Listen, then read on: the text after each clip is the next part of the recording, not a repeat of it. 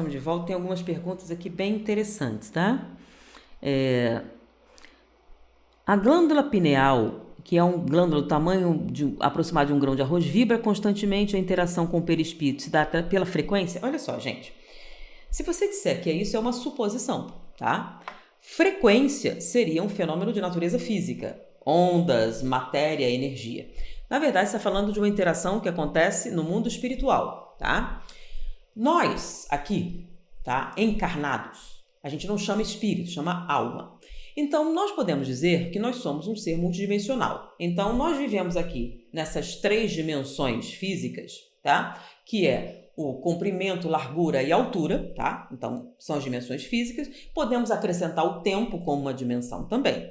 Mas uma parte de nós habita o mundo espiritual, tá? Então, nós temos uma vida física e espiritual. Tanto que quando a gente adormece e sai do corpo, nós adentramos, quando diz sai do corpo, a pessoa logo imagina que vai para algum lugar. Não. Lugar é uma coisa física, tá? Então, você sai desse universo, dessa dimensão e vai para o mundo espiritual. Lá no mundo espiritual, você interage com os seres do mundo espiritual, inclusive seres que estão exclusivamente no mundo espiritual. Como assim? Os espíritos. Como assim os espíritos estão exclusivamente no mundo espiritual? Sim, estão. Por exemplo, eles podem ver esse mundo porque eles estão numa dimensão diferente, mas eles não podem interagir. A única maneira do espírito interagir com o mundo físico é reencarnando e adquirindo um corpo físico ou utilizando um canal. Por isso, por exemplo, na língua inglesa, eles não usam a palavra medium, tá? Dizem assim, fora do espiritismo. Eles usam channeling, ou canalizando. Então, eles não dizem que você está um fenômeno mediúnico, você está canalizando um espírito. Você está sendo um canal e veiculando a informação, a relação, etc.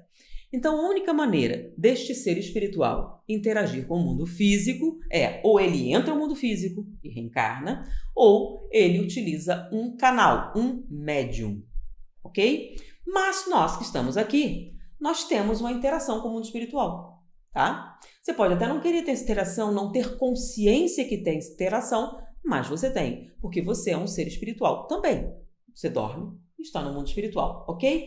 O médium, ele tem uma característica diferente. Ele, estando lúcido, ou seja, estando no mundo físico, acordado para o mundo físico, ele consegue captar uma relação com o mundo espiritual. Então, ele vai canalizar. Então, é como se fosse realmente um canal que traz informação do universo espiritual para o universo físico. Então, frequências seriam fenômenos físicos e esse seria um fenômeno espiritual. Então, nós não veríamos frequência. Ah, mas é uma vibração... Eu não posso afirmar para você porque seria uma suposição, uma teoria, você pode achar o que você quiser, mas para eu afirmar é desse jeito, eu teria que ter alguma prova, algum experimento, alguma coisa. Você tem espíritos que falam é assim, tem espíritos que falam diferente, e tem muitos espíritos que não sabem como a coisa acontece. Por exemplo, aí você diz assim, mas como é que ele não sabe? Vem cá, você usa micro-ondas? Sabe como funciona? Um monte de gente usa equipamentos, usa tecnologia muito avançada e não sabe absolutamente nada o que acontece por trás daquela tecnologia. Então, no livro dos médiuns, você tem uma descrição, Allan Kardec pergunta a um espírito que está transportando objetos. Ele estava jogando pedras numa casa. O que é aquilo? Um poltergeist. Então, um espírito pegava e jogava pedra. A pedra era física. Então, do nada surgiu uma pedra e atingia a casa. Quando questionaram o espírito, como é que você faz isso? Ele ficou um pouco confuso, ele não sabia bem. Bom, a descrição que ele fez foi mais ou menos essa. Eu pego a pedra do seu mundo, ou seja, tem uma pedra aqui.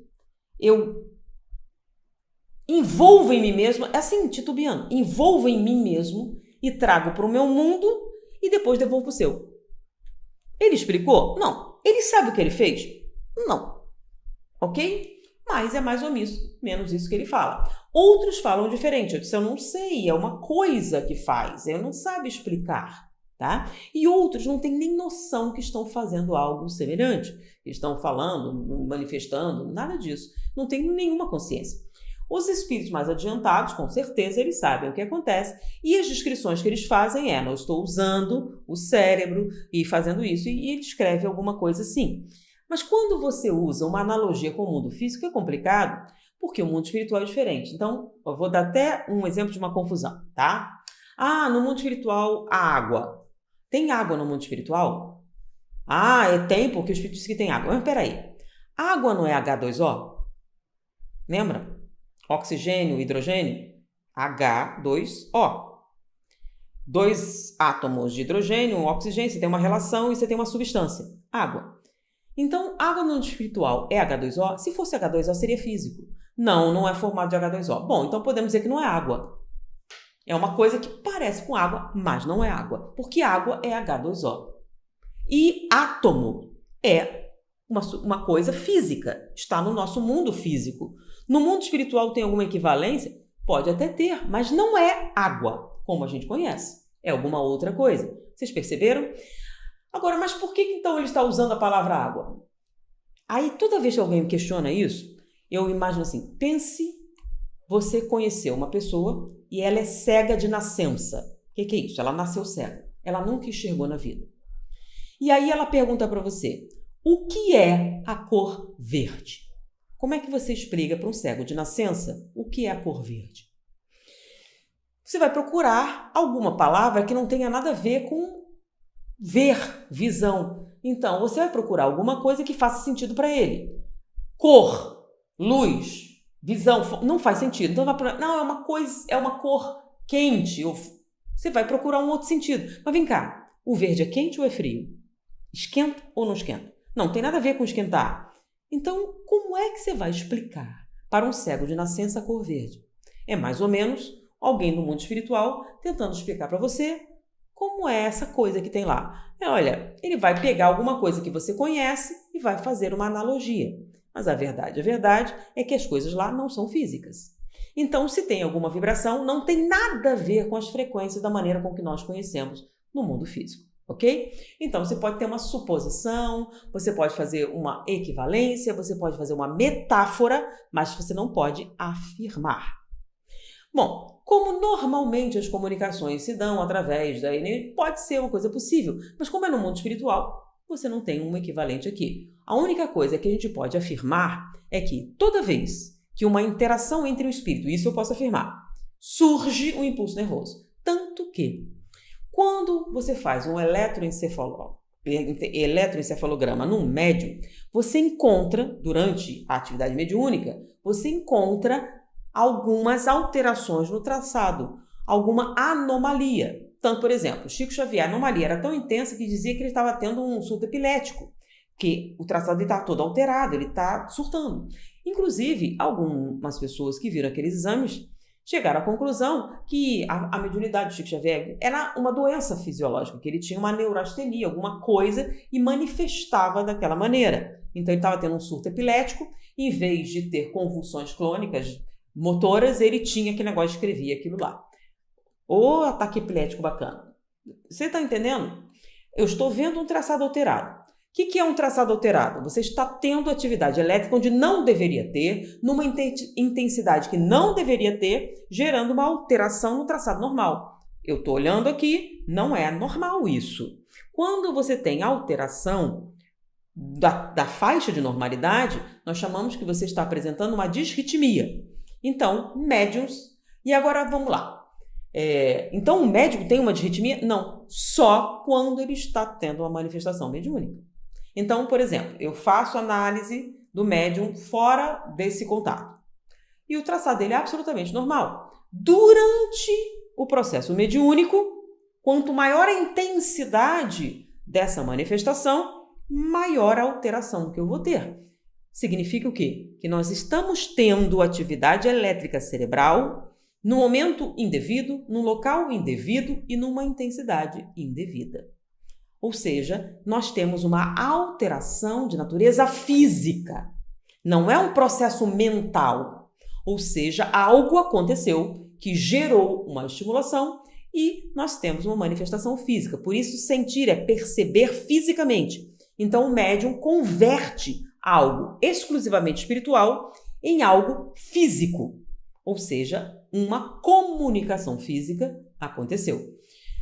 Aí ele vai manifestar. Como se dá a ligação? Aí nós vamos entrar no campo das suposições. E eu estou apresentando a vocês o modelo neurológico de Jorge Andréa, mas algumas evidências de que, na realidade, esse modelo corresponde à realidade.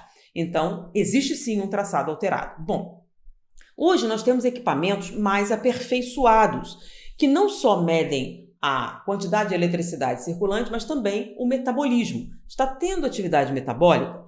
Como é que você vê isso? Quando você tem atividade metabólica, atividade celular, significa que respiração celular está acontecendo, queima de combustível está acontecendo, utilização de energia. Tudo isso é igual a calor.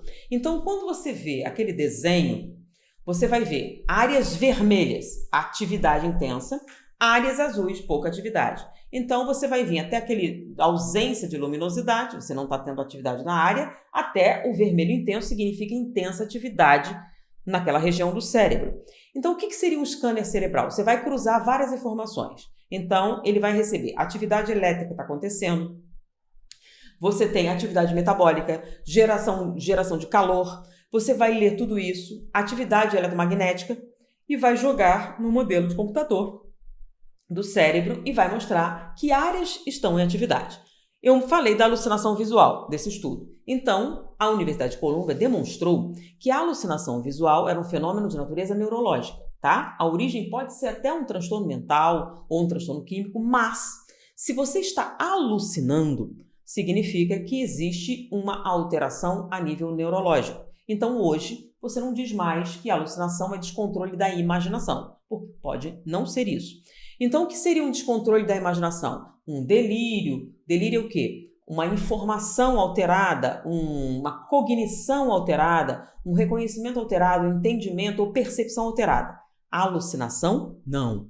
É uma visão alterada. Então, você pode ter uma origem mental ou psicológica ou química, mas você vê na área visual primária, por isso você tem aquela reação pupilar, como se fosse com os olhos, correto? Na mediunidade, você vai ter algo semelhante, só que em vez de vir da memória ou da imaginação, está vindo da glândula pineal. Mas peraí, você está afirmando isso a partir de quê? A primeira experiência com alucinação na universidade é uma tese de doutorado. O que é comum? Na tese de mestrado, a pessoa pega e repete esses experimentos para ver se aquilo acontece. Então, alguns estudantes escreveram nessa repetição uma coisa anômala que eles encontraram, que era a presença da alucinação, mas sem atividade, nem na memória, nem na imaginação, e sim uma imagem que está vindo a partir da área hipotalâmica. Por que isso é anômalo? Porque ali não tem imagem, não se forma. É uma área hormonal, não deveria ter imagem ali, tá? Não deveria. Então, quando isso acontece, não tem muitas explicações porque foi um evento, eles não aprofundaram nesse sentido, nem disseram a respeito do que era alucinação. Mas, como essa descrição bate com o modelo do Jorge Andréa, nós podemos, numa extrapolação intelectual, fazer essa ligação. Então, a glândula pineal gera o estímulo, aí você vai enxergar esse estímulo no eletro, ele vai se deslocar para uma região, então você vai ter a visão lá, a atividade na área visual, mas a origem estará na área hipotalâmica, mais especificamente, a partir da glândula pineal, ok? Então, se é frequência ou não, nós não podemos afirmar, você pode supor isso. Olá, que bom que você ficou até o final do vídeo. Para colaborar com esse quadro do canal, basta me seguir no Instagram e deixar sua pergunta. Ela pode ser respondida em um vídeo por aqui mesmo. Conto com você e até o próximo vídeo.